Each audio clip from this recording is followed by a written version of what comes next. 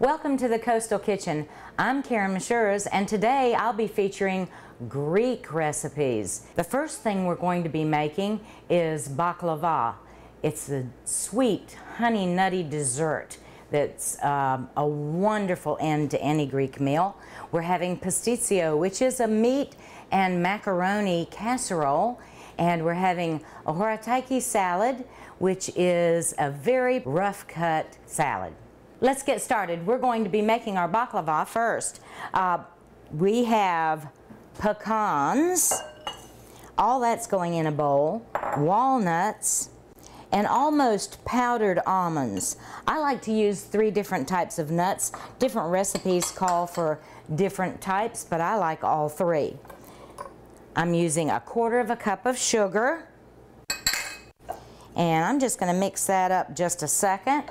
I'm going to put in 1/4 teaspoon of cloves and 1/2 teaspoon of cinnamon, and I'm going to add another 1/2 teaspoon in just a minute. We're going to put in some nutmeg. This is your filling mixture. The filling mixture goes between the phyllo dough, and that's what makes this such a wonderful dish. All that nutty flavor. And now what I'm going to do is I'm going to take my microplane, and I'm going to microplane a little bit of orange peel because I like the orange peel. It's not listed in the recipe, but that's because this is the way that I like it. And lemon peel. We're going to put some lemon peel right on top of those nuts. I'm going to add the last little bit of my cinnamon and give it a good stir. The oils from the lemon and the orange infuse such a wonderful flavor. I like to use a lot of that. I'm going to set this over here. I'm going to get 9 by 11 pan, which I've already buttered, and I've got some clarified butter right here. Need a paintbrush for this recipe. Let's move that over there. Our phyllo dough comes in a lovely package like this, and I will tell you, make sure that you follow the directions on how to defrost it, because it will get mushy, and if you don't follow the directions right, it won't separate the way you want it to. Fold it out, and you might need to cut a little bit of the end off of the phyllo dough. I measure by putting my pan right on top. I've got about 1/2 inch, and I'm going to make my cut real quick. You can just use household scissors, your kitchen scissors, and I'm going to save that right there. It's very thin dough. You can just about see through it. I'm going to slide it in my pan and make sure it's nice and flat. And you can see that. And I'm going to take my paintbrush and I'm going to start buttering. You just take your paintbrush and make sure that every bit of the dough is covered. Then we're going to go to sheet number 2. We're going to take about 10 sheets and layer it on top of each other. And then after we get that done, we're going to put in 1/2 of our nut mixture filling. All right, let's grab our nut mixture. And I'm going to just give it another stir here. And I'm going to take about 1/2 of my nut mixture. I'm just going to put it in the center and spread it all the way out to all 4 corners. And then we're going to start again with our phyllo dough. This is a little bit tricky after the first layer of nuts because the phyllo dough is so delicate and the nuts have a little bit of sharp edges there, and so I put 2 fingers down on the very end and start to butter. That way it holds it in place. Get your edges real good on this side, and then we're going to carry it out to this other side of the pan.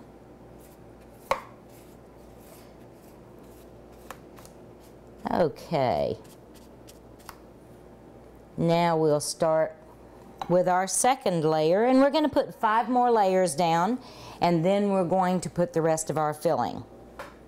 Okay, let's get our last layer of nuts in. Gosh, that smells so good. That cinnamon is one of the nicest spices I think that has ever come around. All right, we've got it corner to corner, and we're going to finish out with about 10 sheets of phyllo dough. I really like to use a lot because I like the taste of the phyllo dough. If you buy 1 box, you'll probably use 1 full package and half another package to complete this recipe. All right, we're back to the tricky part. I'm going to put that right on the corner, hold my edges, get this all buttered, and I'm going to put on 9 more layers, and then we're going to put this in the refrigerator. It needs to stay in the refrigerator for about 10 minutes. You can leave it in a little bit longer if you want to, but it makes cutting so much easier, and we're going to cut this before we bake it. It gives a much nicer edge to the finished product, and it lets it bake a little bit more thoroughly. And when we do our last step of putting the syrup on, it'll slide right through all those cuts and soak up that syrup wonderfully. All right, got it all done. We're going to put this in the fridge and leave it sit for about 10 minutes. Let me get my pot. I'm going to get 2 cups of water after I finish putting my sugar in. Sugar in, cinnamon in. Let's get 2 cups of water.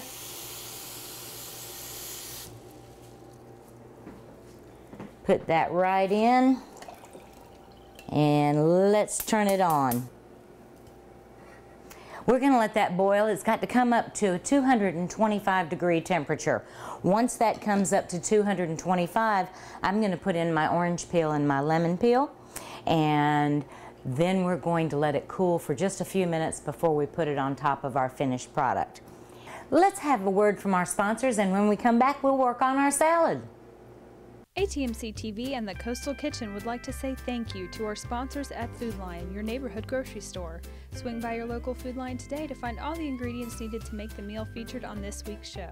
This is a provincial salad, and what we're going to do is take regular cucumber, and I've got 2 of them cut up, but I'm going to take the skins off, and we're going to cut it into lovely chunks. This is a chunky salad. It's a beautiful presentation, and we're going to cut the ends off, slicing straight down the middle. Then I'm going to slice straight down the backs,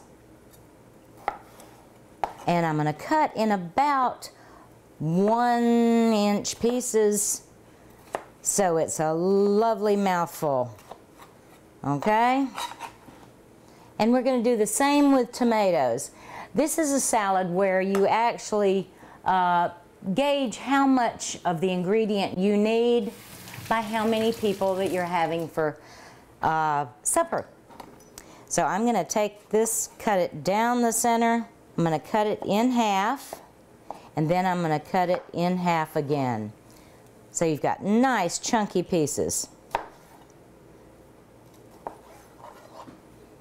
All right, I've got some onions cut up, thinly sliced onions, and I'm going to put them in my big bowl right here. And I'm going to put my dressing over those onions because I want that to sit for about 10 minutes before I finish my salad. I've got 1/4 cup of red wine vinegar, 3/4 cup of EVOO. I'm going to put a pinch of sugar in there because I like that sweetness. I'm going to put a pinch of salt, a little bit bigger. I'm going to grind up some pepper.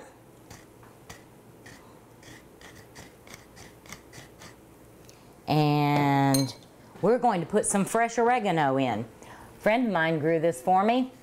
It's a little different than the kind that I have. I'm going to take the leaves off the stems and give it a nice little chop. This is where if you'd like to use some Italian seasonings because you like it a little bit more powerful, you can. It's all in how you like it. Pop that in, and we're going to give it another good shake. This salad will all be put together in about 10 minutes after the onions have set in the dressing.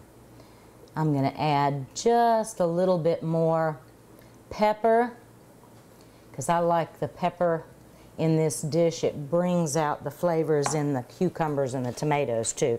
So let's just put a little bit more pepper, and we're going to let that sit because we've got to go back to that syrup. It's right at 225. So let's get that off of the heat. This has become a very hot, simple syrup. Watch that steam and watch your thermometer. We're going to take out the thermometer, and let me get a fork here. I'm going to take out the cinnamon stick, and I'm going to put in about 1/4 of a tablespoon of lemon juice. I'm also going to put in a little lemon zest. And you know, you can buy lemon zest and orange zest already from the spice department in your local store. So you don't actually have to have this if you don't need it. See what it looks like? It's just dried. It's lovely. Now, I'm going to take my fork and I'm going to stir this around, get that incorporated, and now I'm going to put in my honey. This is 1.5 cups of honey, and it's going to incorporate into that simple syrup. We want every bit of it in there. And then we're going to let this sit and cool while our baklava is in the oven. Oh, such a beautiful golden color. Take a look at that. Isn't that pretty? All right. Let's get our baklava out of the refrigerator because we're going to cut it and get it ready to go into the oven. Now, it's going to go into a 350 oven. And I have got my oven on 350, and it's going to stay in there for about 15 minutes. And then we're going to drop the temperature to 300. Let's get this out of the way. And this is where you need a sharp, heavy knife. And you can cut your baklava into as many pieces as you want, but I like small pieces because it is so rich. And I come right down the side doing my vertical cuts, cut all the way through. Let's get some fresh cloves, or excuse me, some whole cloves. I'm going to take whole cloves, and I'm just going to pop them in the center of each piece. And we're going to get that done, put it into the oven, and then it's worth waiting for, but you have to wait at least 24 hours before you serve your baklava. I let it sit out on the counter for about 3 hours, then I put it in the refrigerator because I like my baklava nice and cold. Okay. See how pretty this looks? I'm going to go ahead and get this finished and put it in the oven, and we'll be back in just a few minutes. ATMC TV and the Coastal Kitchen would like to say thank you to our sponsors at Holden Brothers Farm Market in Charlotte for supplying the fresh produce on this week's show. For over 25 years, the Holden Brothers Farm Market has specialized in the freshest locally grown produce on their 250 acres in Shallotte. Swing by their indoor market located near mile marker 10 on Highway 17 or check them out online at holdenbrothersfarmmarket.com. I've cleaned up and we're ready to make pastitsio, a meat and macaroni pie. Wonderful, wonderful dish. Let's take our hamburger and I'm going to put it in my frying pan. I've got my frying pan with a very slight touch of olive oil. I just took a paper towel and put olive oil on the very bottom because I don't want much at all. And what I'm going to do is let this start to cook. And we want it to brown nicely. While that's getting ready to start its process, I want to show you that I've got 4 quarts of water in my pot. I'm going to generously salt this water, and I mean generously because once your pasta is cooked, it's not going to retain any other flavoring. We're going to put that in, and as soon as it starts to boil, I'm going to cook my macaroni. You do need about 1 pound of macaroni, and I'm using the elbow kind. You can use cut macaroni or the jumbo elbow. It's whatever you like. And we're going to let it cook for about 8 minutes until it gets to an al dente stage, which means it's not quite soft because it is going to cook a little bit more in the oven. Okay, let's get back to this meat. I want you to keep your meat moving until it gets nice and brown. It's going to take about 4 minutes until it's really at that stage. This is a great dish for kids. They absolutely love it. And you'd be surprised the flavors when you talk about cinnamon and ground beef. It's a perfect combination. All right, we're going to let that go just a little bit longer. My water is boiling, and I'm going to drop in my macaroni.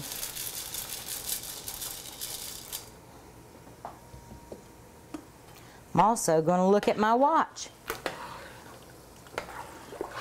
Make sure it doesn't sit on the bottom, and it'll come back to a boil in just a minute. All right, my meat has browned beautifully. Now we're going to put in the next ingredients. We've got onion, nice and diced, and garlic. Let's get all that garlic in there. And I'm just going to stir that in. Okay, got that in. Now I'm going to put in my parsley, fresh chopped parsley. Go ahead and dump that in. Let's give that a little stir. Makes it look so fresh.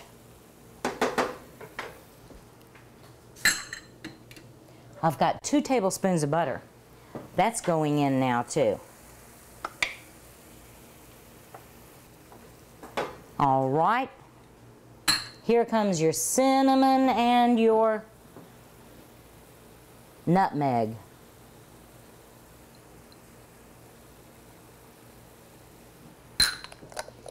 And then we're going to put in our tomato paste. Now, tomato paste is the only other thing besides water that's going to flavor this dish. It's absolutely wonderful. You're not making a real strong tomato sauce. It's just a hint. And we're going to put in 1 cup of water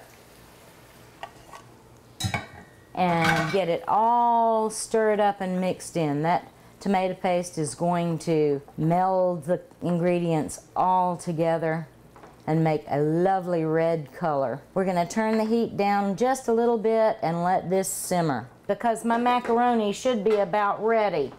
Let me do a little test.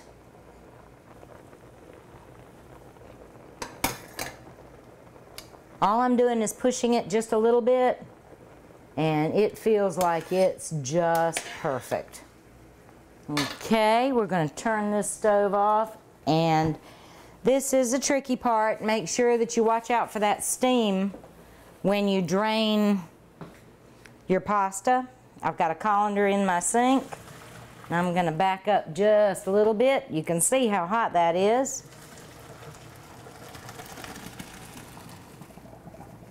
Get all that pasta in there to drain.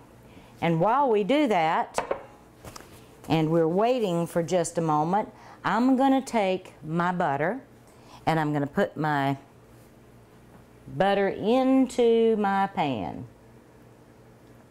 It's lovely and hot.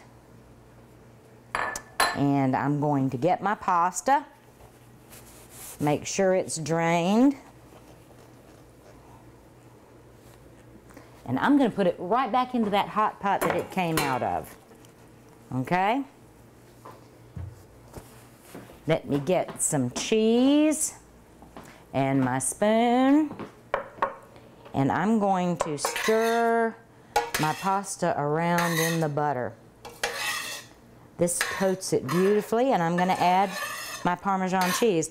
If you like a mixture of Parmesan Reggiano, or you want to use either or, it's the way you like it. Oh, it smells so good.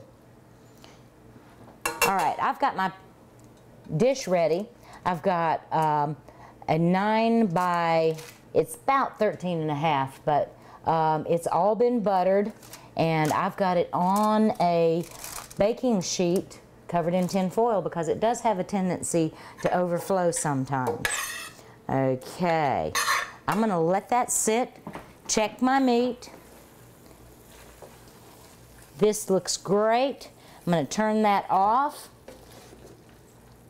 And I don't like a lot of excess oil, so what I'm going to do is take my pan, put it tilted sideways so it drains as much as it can out of my meat mixture.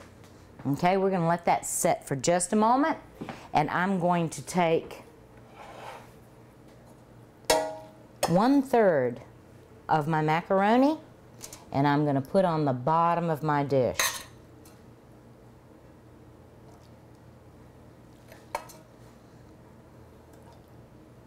And we're going to do this step twice, putting macaroni on the bottom,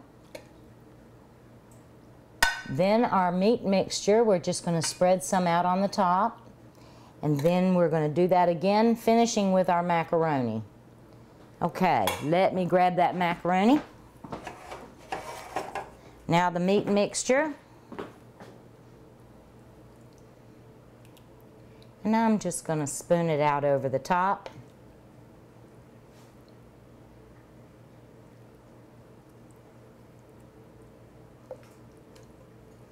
And that's about half. And we're just going to spread it out over that macaroni. You don't have to be perfect. Just get it moved around. And now I'm going to take my cheese, and this is my Romano. It's grated and shredded. I'm just going to sprinkle some on the top. We've got 1 layer of macaroni, 1 of meat sauce, and we're going to repeat that one more time and finish off with macaroni on the very top. ATMC TV and the Coastal Kitchen would like to say thank you to our sponsors at Food Lion, your neighborhood grocery store. Swing by your local Food Lion today to find all the ingredients needed to make the meal featured on this week's show. I have made a white crema sauce. This goes on top of the macaroni, and this is a very simple sauce with eggs, flour, milk, a little bit of butter, and a little bit of cinnamon. And what this tastes like when you have it cooked on top of the macaroni is similar to the consistency of a mashed potato. Really wonderful. What I do when I get this all on top is I'm going to give it a little shake so it covers everything up. Just a good little shake, get all that macaroni covered. and we're going to put it in a 350 oven, and it's going to stay there for about an hour, and you'll know when it's ready because the top will be lovely golden brown. All right, I know our baklava is ready. It's about that time. We need to finish that off with our syrup sauce.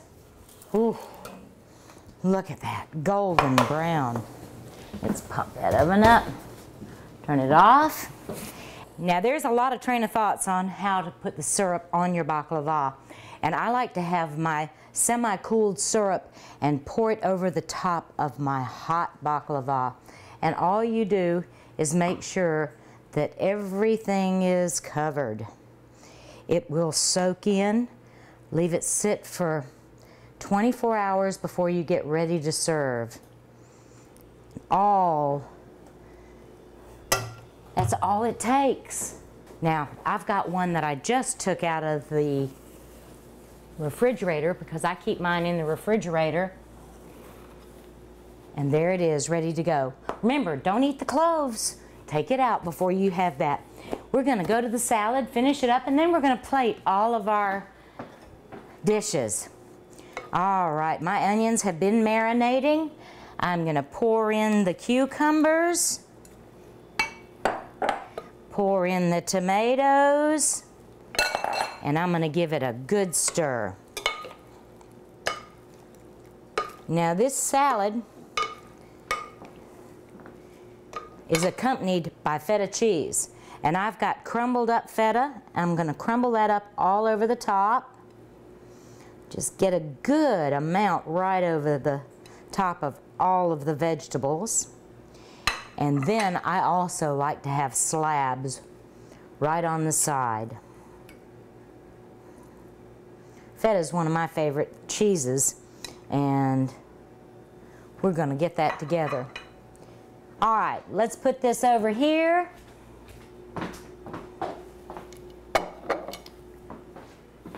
I've got some lovely olives. I've got some beautiful green ones and some calamatas. They go well with it, but I don't put them in the salad. Let's get that pastitsio out. You know, magic of television makes it so easy to have this done. Ooh, look at that golden brown color.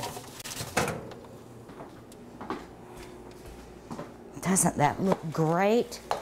All right, let me grab plates. Move this salad over just a bit. I'm gonna take out my baklava. You will need to just score it again with your spatula. Oh, can't you see that? Let's get another piece here.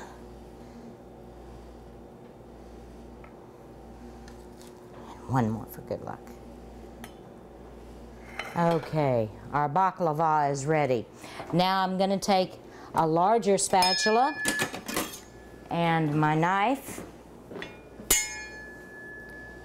and make my cuts. Like I said, you can get nice serving for 8. Cut that right down the center.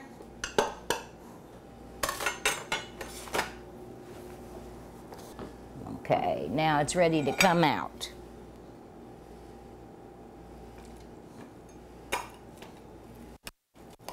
First piece is always a little tough, but it's beautiful.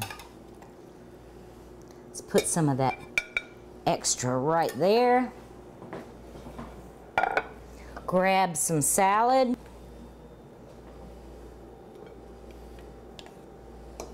Couple more pieces of tomato. And one lovely little slab of feta cheese. And I've got a wonderful Greek wine. It's red to go with my dinner. And I hope you enjoy. Takanos.